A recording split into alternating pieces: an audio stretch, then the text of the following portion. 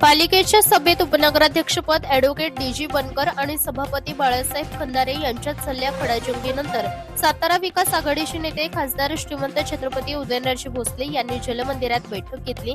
पालिकेत मनोमिलन तुटले तरी चालेल, पण अपमान करून घेण्यापेक्षा 29 नगरसेवक सोबत घेऊन विरोधी बाकावर बसा, कुणाची दंडेलशाही खपवून घेऊ नका, अशा शब्दात उदयनराजेंनी आक्रमक पवित्रा घेतला। याच संदर्भात प्रसंगी 15 मे रोजी मुख्यमंत्र्यांकडे ही तक्रार केली जाणार असल्याचे समजते आहे। सभेत उपनगराध्यक्ष पद ॲडव्होकेट डी.जी. बनकर यांना बांधकाम सभापती बाळासाहेब खंदारे यांनी टार्गेट करत पाणउतारा केला।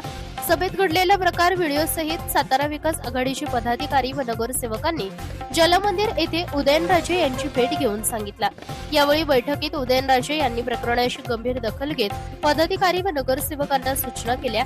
सभागृहात अपमान होत असताना सभात्याग का केला नाही, कुणाची हुकुमशाही खपवून घेऊ नका, वेळ पडल्यास विरोधात बसा, पदाधिकाऱ्यांना कसेही बोलायला मोगलाई लागली का, त्यांना बाळू खंदारेला आवर घालता येत नाही का, मनोमिलन तुटले तरी चालेल, अपमान करून घेण्यापेक्षा विरोधात बसा, बाळू खंदारेंनी पदाधिकाऱ्यांची सभागृहात जाहीर माफी न मागितल्यास पुढील भूमिका ठरवावी लागेल, असा इशारा खासदार उदयनराजेंनी दिला।